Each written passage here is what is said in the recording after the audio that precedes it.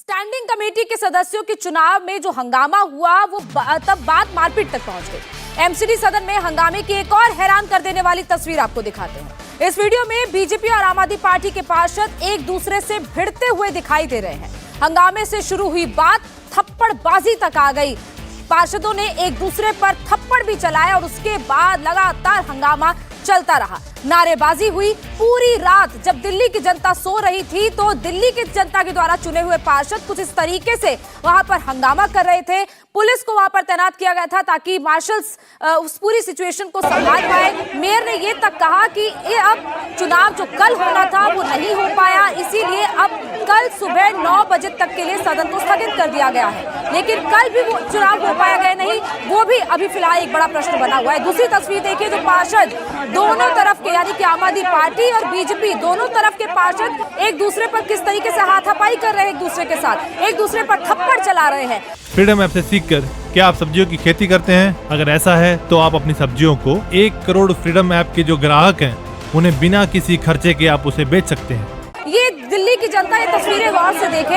Mayor और deputy mayor का जब चुनाव हो गया तब स्टैंडिंग कमेटी के जब सदस्यों को चुना जाना था उसके दौरान ही ये पूरा बवाल शुरू हुआ।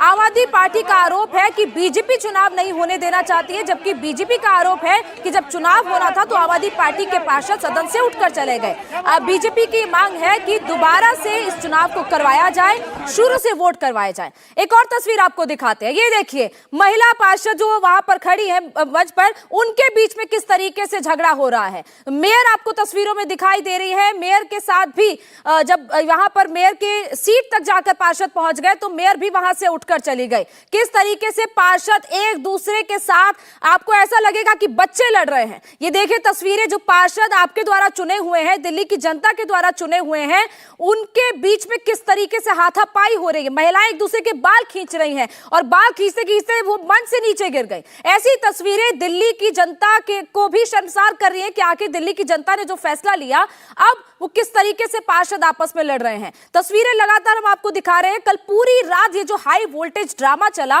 उस पूरे हाई वोल्टेज ड्रामा का अंजाम ये हुआ कि सदन दोबारा से स्थगित हो गया। कल कई बार सदन स्थगित हुआ और अब एक बार और सदन कल सुबह 10 बजे तक के लिए स्थगित हो गया। भास्कर मिश्रा हमारे साथ सिविक सेंटर से लाइव जुड़ चुके हैं। भास्कर, अभी फिलहाल वहां पर कैसी तस्वीरें हैं, कैसे हालात हैं? क्या सभी पार्षद वहां से जा चुके हैं या अभी भी इंतजार किया जा रहा है? मैं आपके पीछे भी देख रही हूँ कि पैरामिलिट्री फोर्सेस को भी तैनात किया गया है। देखिए, सिविक सेंटर से तो तमाम जितने भी पार्षद थे, जो भी पॉलिटिकल लीडर्स थे, वो जा चुके हैं। लेकिन अब वो एक्टिविटीज जो है वो सड़क पे आ गई है। हमारे ठीक पीछे जो आपको ये पैरामिलिट्री फोर्स दिख रही है, दरअसल भारतीय जनता पार्टी के द्वारा प्रदर्शन का कॉल दिया गया था। आम आदमी पार्टी के दफ्तर के सामने प्रदर्शन करने के लिए भारतीय जनता पार्टी के तमाम लीडर्स पहुंच रहे हैं। उसकी ये भीड़ है और उसके लिए ये पुलिस का इंतजाम, पुलिस का बंदोबस्त किया गया है। लेकिन इसके साथ साथ अरविंद केजरीवाल भी अपने जो पार्टी है, अपने पार्टी ऑफिस में पहुंच रहे हैं। वो वहां पे जीत का जश्न मनाएंगे। पहली बार आम आदमी पार्टी का मेयर चुना गया है। कल का ही ये प्रस्तावित कार्यक्रम था जो कल नहीं हो पाया था। सदन की कार्रवाई बार बार स्थगित हो रही थी इस वजह से, तो वो आज पार्टी दफ्तर पहुंचेंगे, जीत का जश्न मनाएंगे। एक तरफ वो तैयारी हो रही है, दूसरी तरफ भारतीय जनता पार्टी के द्वारा सड़क पे प्रदर्शन की तैयारी है और ये लोग आगे कूच करना चाहते हैं आम आदमी पार्टी के दफ्तर तक। लेकिन पैरामिलिट्री फोर्स और दिल्ली पुलिस के सुरक्षा के जवान पहले से ही तैनात हैं। बैरिकेडिंग 2 लेयर में की गई है। कोशिश ये है कि किसी भी तरह से क्लैश न हो। दोनों पॉलिटिकल पार्टी के जो वर्कर्स हैं वो जमीन पे नजर आएंगे, तो ऐसा ना हो कि दोनों आमने सामने आए। इस लिहाज से ये पैरामिलिट्री फोर्स और दिल्ली पुलिस के जो सुरक्षा कर्मी हैं वो आपको नजर आ रहे हैं, जिससे कि सदन के अंदर जो 23 घंटे तक लगातार हंगामा चला, वही हंगामा एक बार सड़क पे भी ना देखने को मिले। इस लिहाज से ये कोशिश की गई है। भास्कर, अब क्योंकि सदन को कल सुबह 10 बजे तक के लिए स्थगित किया गया है, कल तो चुनाव नहीं हो पाया स्टैंडिंग कमेटी का, क्या उम्मीद है कि कल भी ये हंगामा नहीं चलता रहेगा? क्या कल आराम से चुनाव हो पाएगा? कल किसी तरीके का नतीजा निकलकर सामने आएगा?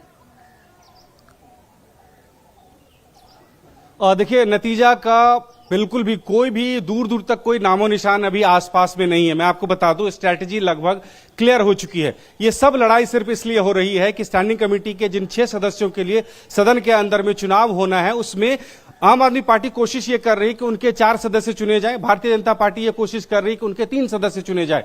2 सदस्य भारतीय जनता पार्टी के सीधे सीधे चुन के आ रहे हैं, इतना उनके पास क्लियर कट मैंडेट है, और आम आदमी पार्टी के पास में 3, और ये माना जा रहा है कि 3-3 दोनों के चुन के आएंगे। इस तरह से व्यवस्था हो गई है और इसी के विरोध में हो रहा है। कल अगर सदन की बैठक बुलाई जाती है, उससे पहले ही आज मेयर ने यह क्लियर कर दिया था कि रेखा गुप्ता और अमित नागपाल, जिन्होंने बैलेट पेपर को फाड़ा था, उनके खिलाफ कार्रवाई की जाएगी, और कार्रवाई के नाम पे सदन में 15 दिन के लिए सस्पेंशन होता है। और उस सस्पेंशन में यह होगा कि वो वोट नहीं डालेंगे। अगर वोट नहीं डालते हैं तो भारतीय जनता पार्टी के द्वारा यह है कि वो विरोध करेंगे उसका। जी भास्कर, मैं आपको रोकना चाहूंगी, अभी फिलहाल आगे की तस्वीरें दिखाते हैं। दरअसल आम आदमी पार्टी और बीजेपी एक दूसरे पर लगातार आरोप लगा रहे हैं। आम आदमी पार्टी का दावा है कि बीजेपी पार्षद अमित नागपाल ने बैलेट बॉक्स फेंका और बैलेट बुकलेट को फाड़ दिया।